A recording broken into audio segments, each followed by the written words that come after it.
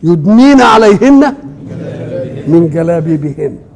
ليه؟ لأن لما يلاقيها ستر مفاتنها ولا بين منها عرف إنها ليست ممن يعرض جمال جسمها على الرجل، فما يتجرأش يقول لها يا باشا يا مش عارف يلي يا مش عارف ايه، ما يتجرأش، يعرف انها ملتزمه. ليه؟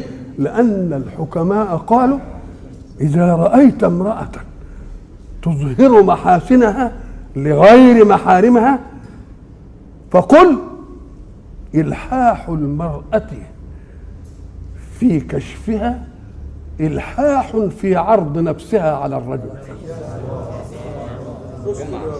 معناها بتقول له يا فتح يا بجم انت مش شايف الآن. معناها كده كل المؤمنين يغضوا ايه ليه؟ أم قال لك لأن ده البريد إلى ايه؟ إلى ما وراءه. ولذلك شوق الله يرحمه لما جه يتكلم عن مراتب الغزل لرجل مع امرأة قال ايه؟ نظرة، مش كده؟ فابتسامة فسلام فكلام فموعد فلقاء.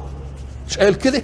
يبقى اذا النظره هي يقول لنا عن سدام ربنا قال انا رحيم بك وعارف تكوينك وانا مصر على ان يكون تكوينك هكذا في غرائز عشان ده اللي هتحفظ النوع، فانا عايز ارقي الغرائز ما امنعهاش، والا لو ما كنتش عايز الحكي ده ما اخلقش الغريزه دي فيه خالص. يبقى اذا كل المؤمنين يغضوا عشان نسد ايه؟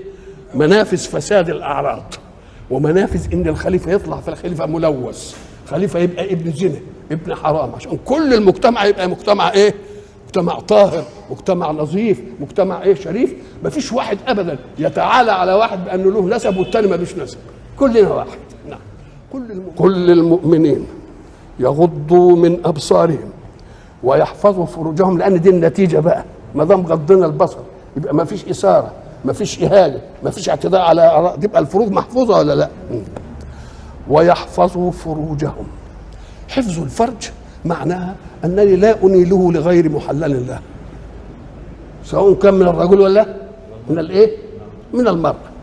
او احفظه اصونه عن ان يرى، لان لما يرى يمكن يهيج الى الشر، يبقى احفظه يعني امنعه من غير حله، او احفظه امنعه من ان يرى.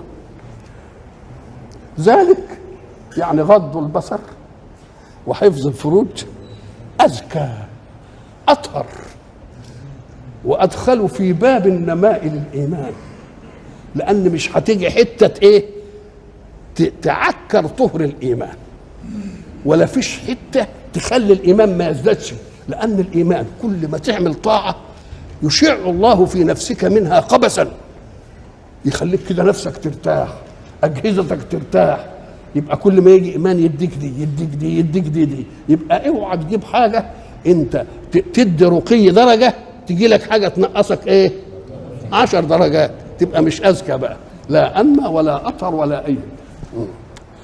ذلك ازكى لهم، واذكى ايضا اريح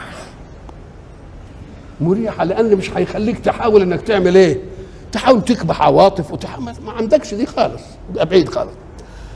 إن الله خبير بما يصنعون، يعني اللي شرع لكم ده خبير بتكوينكم، وهو مكونكم تكوين يحفظ الغريزة الجنسية عشان بقاء النوع، لكن بده يعلي الغريزة الجنسية ما توضعش إلا فيما شرع الإيه؟ فيما شرع الحق وشرع الله. ولذلك احنا قلنا دي تفسرها كده بإنك أنت مثلا تشوف البنت لما اتجوزت وقعدت سنة ما حملتش، مش هي اللي تبقى قلقانه بس، امها وابوها والبيت كله ويجرم ويدورهم ويقولوا ايه شوفوا مش عارف الدكاتره ويعملوا ليه؟ عشان بقاء النوع، بقاء النوع. وبعدين البت لا لما تحبل كده تبقى ماشيه مزهوه كده قال وتتمخطر كده وبطنها قدامها كده من حلال. طب وان كانت من حته تانية بقى تعمل ايه؟ تحاول يعني تتدارى ولا تخرجش وتوسع الجلابيه وتعمل بطنها عشان ما تبانش، انما ديك كده بالفخر كده وماشي وقال يعدلوها وحاسب على روحك اوعي مش عارف تتحرك ايه هو دي؟ لانه انسان جاء بصنعه الله وبكلمه الله، يبقى مجتمع ايه؟ والكل يبقى مبسوط كده ولما يتولد بقى يدقوا ويعملوا الهيصه ويعملوا الله، طب ودوكها بقى لما تحصل حاجه دي تبقى شرى سودة بقى، وعمالين بقى يدوروا على واحد قليل الدين بقى دكتور ولا حاجه يسقطها، ولا واحده تسقطها، ولا مش عارف ايه، وبعدين يا يخنقوه يموتوه يا يرموه في حته كده مش عارف شغلانه كده. انما ديك ايه حاجه كده واضحه وحاجه ايه شريفه. وكل المؤمنات المقابل بقى يغضضن من ابصارهن، برضه زيها تمام، ويحفظن فروجهن. وبعدين هيزود حته بقى، ولا يبدين زينتهن الا ما ظهر منها. فيبقى ولا يبدين زينتهن. ما هي الزينه؟ الزينه هو الامر الزائد عن الخلقه. يعني واحده بتكحل عينيها، بتكحل عينيها ليه؟ عشان الرموش تبقى سودة قوي كده، والشرطه تبقى مش عارف ايه. هي مش سودة بطبيعتها. في نساء فيها عندها كده، في عندها اسمه كحل. كحل يعني الرمش ايه؟ اسود بطبيعته. واللي ما عندهاش رمش اسود باهت كده ولا مش عارف ايه تقوم تحاول تعمله. هي دي زينه، زينه مصنوعه ولا لا؟ طارئه على الايه؟ على الشيء. وعايزه تتزين مثلا تحط قرط في ايه؟ في اذنها، عايزه مثلا تلبس دبله ولا كاتم، عايزه تلبس اسويري، عايزه تلبس قلاده، عايزه تلبس وشاح، عايزه تلبس مثلا اكليل، عايزه تلبس خلخال. كل دي زينه. الزينه دي مطلوبه ليه؟ مطلوبه انني ابديها لمن جعلت من اجله، ما ودهاش للي ما جعلش من اجله. ليه؟ أم قال لك لأن لما تجعل للمجعولة من أجل اللي هو للزوج تعف عن إن ينظر إلى الغير، وتبسط نفسه كده، وتبقى إن هو عنده واحدة يعني اللي مش عامل اللي ما فيش منها زي أيوه عايزين كده إحنا. تقوم الزينة الطريقة دي الشرع ما منعهاش، بس تخليها في حدودها، أن تهيج لك حلا، علشان لا أنت تلتفت لغيره ولا هو التفت لغيره. انما بقى ما تعرضهاش للناس. يبقى واحد يقول لك طب واحده مش متزينه هينهاها انها تبدي الزينه ايه؟ يقول لك اذا كان منعها ان تبدي الزينه التي على العضو، يبقى لان تمنع العضو من باب اولى. تمنع العضو يبقى، ولذلك قال لك لا يبدين زينتهن. يا اخي ما بتزينش، قال لك ولا يبدين زينتهن اي مواضع زينتهن.